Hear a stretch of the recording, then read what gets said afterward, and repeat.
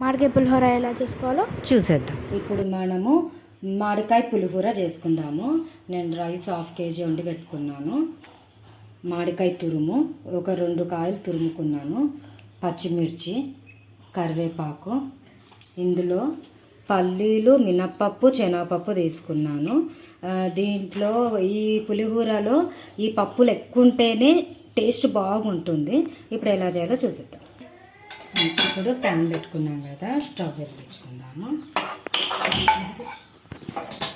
ఇప్పుడు ఇందులోకి ఆయిల్ వేసుకుందాం కదా, ఆయిల్ ఎక్కువగానే పడుతుంది. 3 గరిటెల ఆయిల్ వేసాను నేను. ఇది కొద్దిగా హీట్ అవ్వగానే జీలకర్ర ఆవాలు వేసుకుందాం. ఇప్పుడు జీలకర్ర ఆవాలు వేస్తున్నాను. ఇవి కూడా కొద్దిగా ఎక్కువగానే వేస్తున్నాను. ఈ పప్పులలో ఎంత ఎక్కువగా వేస్తే అంత టేస్ట్ వస్తుంది. జీలకర్ర ఆవాలు, మినప్పప్పు, శనగపప్పు, పల్లీలు ఎక్కువ ఫ్లేవర్ బాగా వస్తుంది. ఇప్పుడు జీలకర్ర ఆవాలు చిటపట అంటున్నాయి కదా, ఇప్పుడు పప్పులు వేసేస్తుంది. లేకపోతే ఆవాలు పచ్చిగానే ఉండిపోతాయి. ఇప్పుడు ఇవి కొద్దిగా పల్లీలు ఇవి కొద్దిగా వేగనిద్దాము. బాగా వేగితే తింటున్నప్పుడు టేస్ట్ బాగుంటుంది. ఇప్పుడు వేగింది కదా, ఇప్పుడు మనము పచ్చిమిర్చి వేసేసుకుందాం. ఇది కొద్దిగా పచ్చిమిర్చి వేగగానే ఇంగువ వేసుకుందాం. ఇంగువ చాలా బాగుంటుంది ఫ్లేవర్ ఇందులోకి. ఇప్పుడు ఇంగువ వేసుకుందాము. ఇంగువ వేసుకొని కరివేపాకు వేసేస్తాం.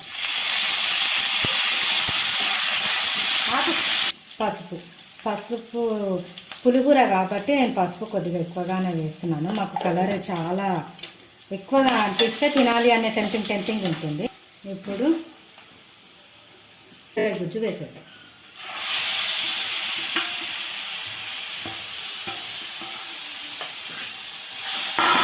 ఇది కొద్దిగా పచ్చివాసన పోయేదాకా ఫ్రై చేసుకుందాము. ఎందుకంటే లేకపోతే పచ్చిమిరపకాయ కలుపుకొని అలాగే తినేస్తున్నట్టుగా ఉంటుంది. కొద్దిగా టేస్ట్ మంచిగా వస్తుంది. కొద్దిసేపు ఇలా పొయ్యి మీద పెట్టేసి మనం రైస్ వేసేసుకుందాం. సాల్ట్ కూడా ఇంకా నేను యాడ్ చేయలేదు. కొద్దిగా ఇది వేగిన తర్వాత సాల్ట్ కూడా వేస్తాను.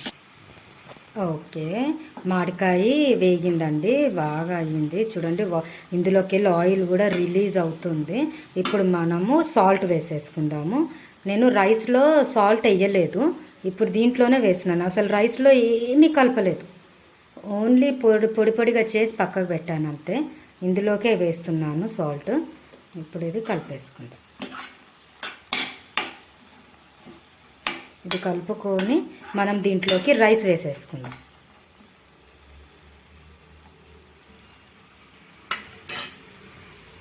ఓకే, ఇప్పుడు ఇది అయింది కదా, దీంట్లోకి మనం రైస్ వేసేసుకుందాం.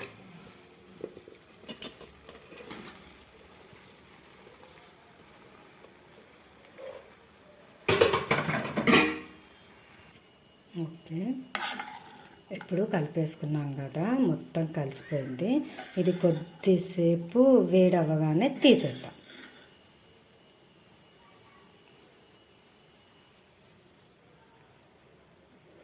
ఇంతేనండి, మామిడికాయ పులిహోర. టేస్ట్ అయితే చాలా బాగుంటుంది. మీరు కూడా ఒకసారి ట్రై చేయండి. ట్రై చేసి ఎలా ఉందో నాకు కామెంట్స్లో చెప్పండి. Please like, share and subscribe.